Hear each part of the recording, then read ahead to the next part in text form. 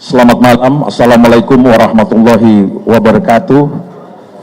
Om Swastiastu, Namo Buddhaya, Salam Kebajikan, Rahayu, Merdeka! Merdeka!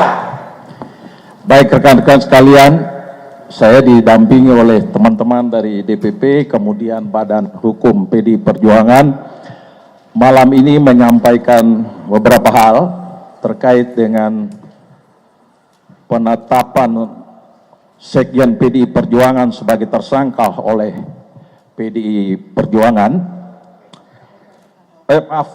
oleh KPK. Ini masalahnya kita lagi sibuk Natalan, ini kita dikasih hadiah Natal dengan Sekjen masuk ditetapkan jadi tersangka, jadi sorry. Nah, sebenarnya peristiwa ini mengkonfirmasi apa yang disampaikan oleh Ibu Ketua Umum pada tanggal 12 Desember bahwa partai akan di-out pada rencana Kongres nanti. Jadi ini sebenarnya penegasan. Jadi penetapan Sekjen sebagai tersangka hari ini semakin mengukuhkan keyakinan kami orang partai bahwa oh ya ini bagian dari membenarkan apa yang disampaikan oleh Ibu Ketua Umum. Namun demikian, karena ini ada kaitan dengan soal hukum dan ada beberapa poin cukup panjang, nanti diuraikan oleh Saudara Roni Talapesi. Silakan, Bung Roni. Ya, selamat malam rekan-rekan media yang terhormat, kawan-kawan DPP PDI Perjuangan. Merdeka! Merdeka!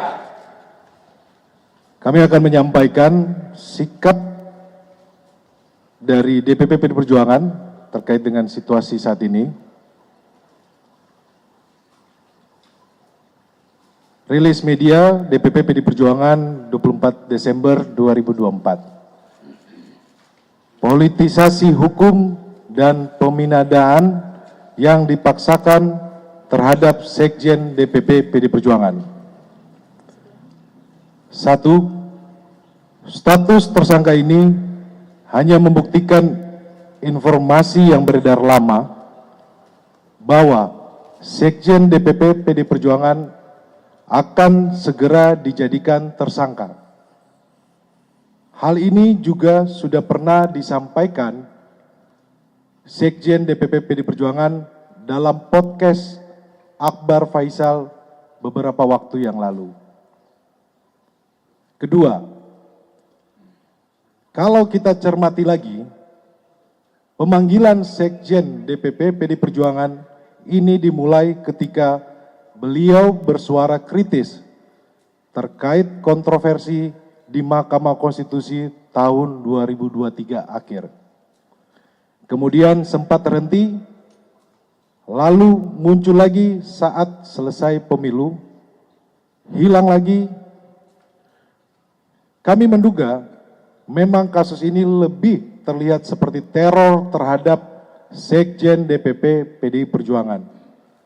Dan keseluruhan proses ini sangat kental aroma politisasi hukum dan kriminalisasi.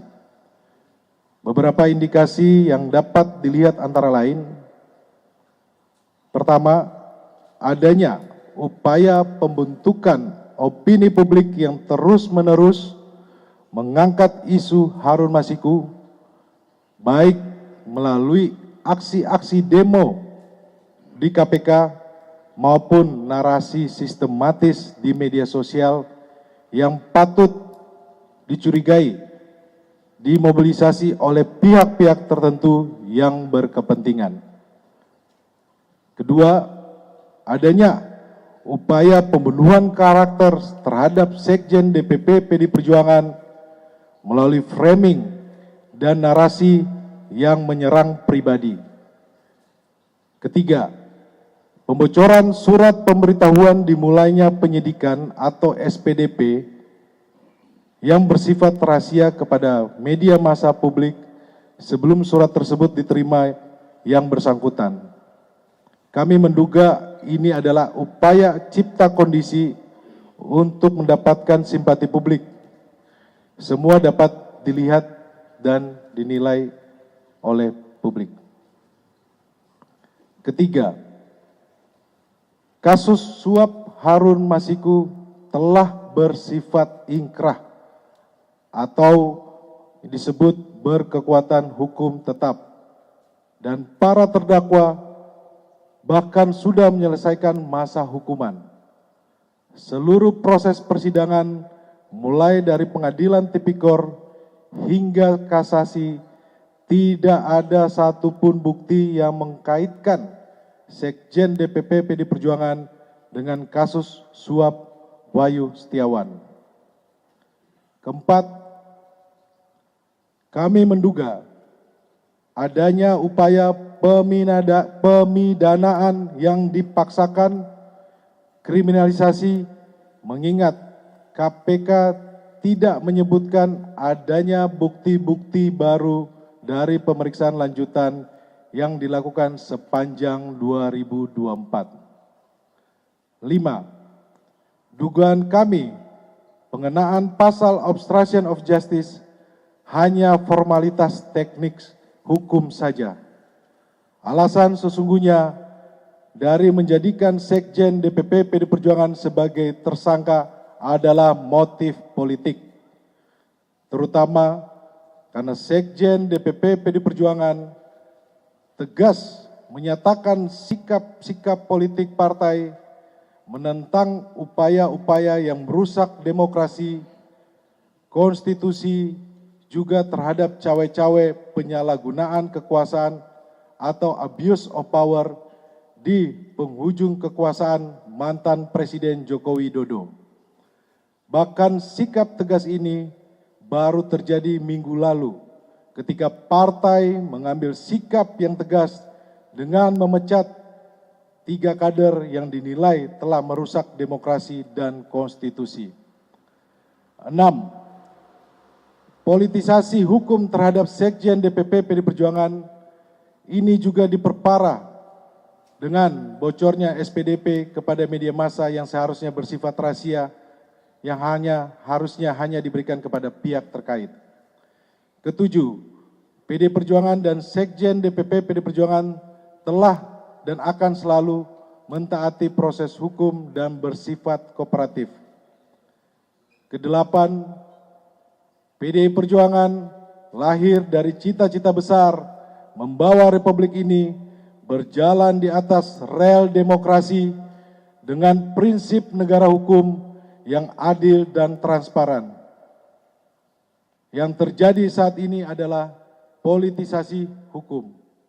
Kesembilan, penetapan Sekjen DPP PD Perjuangan ini mengkonfirmasi keterangan Ketua Umum PDI Perjuangan Ibu Megawati Soekarno Putri pada tanggal 12 Desember 2024 bahwa PDI Perjuangan akan diaut-aut atau diacak-acak menjelang Kongres ke-6 PDI Perjuangan.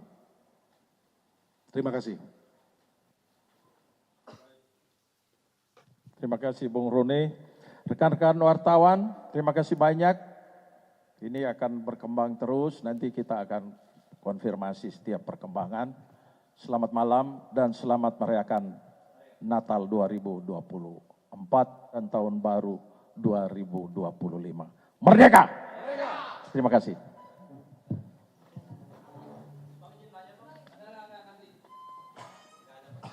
Tidak ada tanya jawab.